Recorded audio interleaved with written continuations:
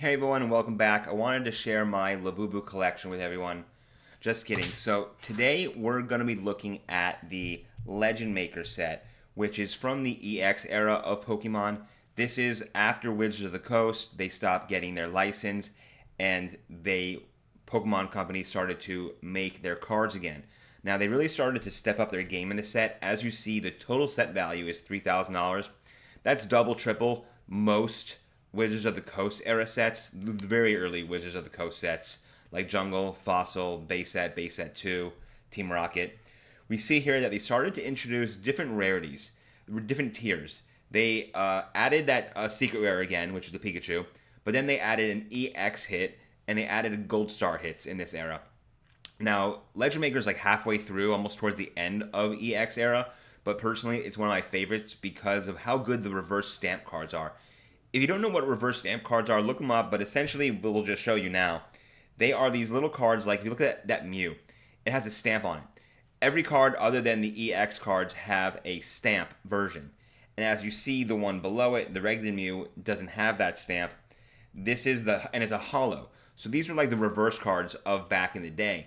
And personally, these stamp cards are probably among the best of all EX era, and you'll see why. I'll show a few. The way that the holo looks and just the artwork and the texturing is better than all EX era sets in my opinion. So I want to go through a few of these. We'll just look at the EX Mew there, $200. It's been mooning lately because of Pokemon, but that secret rare Pikachu is only $140. That's cheaper than Vivid Voltage Pikachu, which has so many copies, and this is also cheaper than the Surging Sparks Pikachu with that crown. And to me, those look very blurry. Those new crown cards. I don't like those hits. Let me know what you think. So look at the artwork on this one, and the holo looks so nice. So in a binder, they'll look very clean. And so this price is actually wrong. That's for a damaged version. This is about $140 now. Now we know that Gengar cards are also skyrocketing. This is actually also reflective of the damaged version. This is more about a $150 card, and this is the reverse version because it has that stamp. And very nice. And you'll see, even the regular ones look so nice just the way that they have that holo bleed pattern. Like, look at the reverse Lapras right there. Such a beautiful card. Love the coloring and the texture.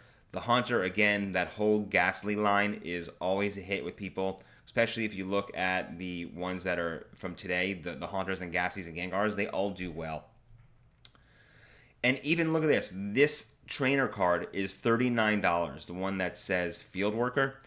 It's even nicer than most trainer cards today, and it gives it a really nice effect to collect trainer cards and to collect holos and stamp cards. So a binder of these will look really cool.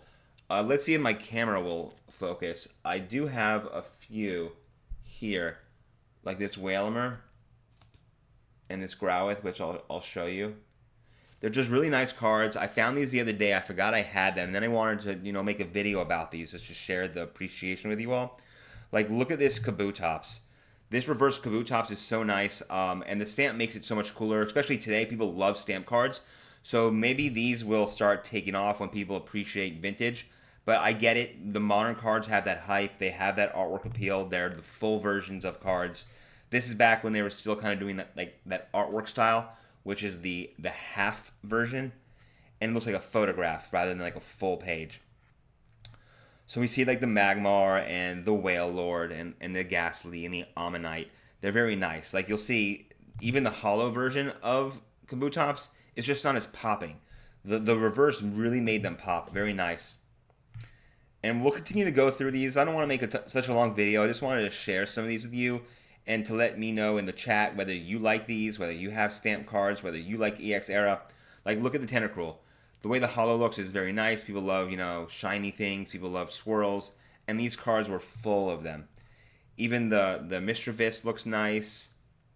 And there's that Whalmer I showed you. The Spinda's pretty cool. It's actually rare. If you start to look these up and do stamp cards from Legend Maker era, you really won't find many. There's like several listings per card, and that's about it. So the floor price is what people will make it. And just let's look at a few more of these before we end the video. We have the Tangela, which is nice. I love the, Delcanty. The Kabuto is pretty cool. And if you go through them, you can take a look at all of them yourself. We won't go through all of them. But if you ever wanted to complete a reverse collection, you probably could. And it's probably about, let's call it $1,000 for all of them. That's cheaper than most modern sets. And you really get to appreciate the older vintage stuff. And so, that being said, I really appreciate everyone watching. I'm really starting to try to get my channel popping again. It's been a while since I made videos. Follow me for more, just going through these older sets and enjoying Pokemon together. I really appreciate everyone for being here, and have a great Sunday.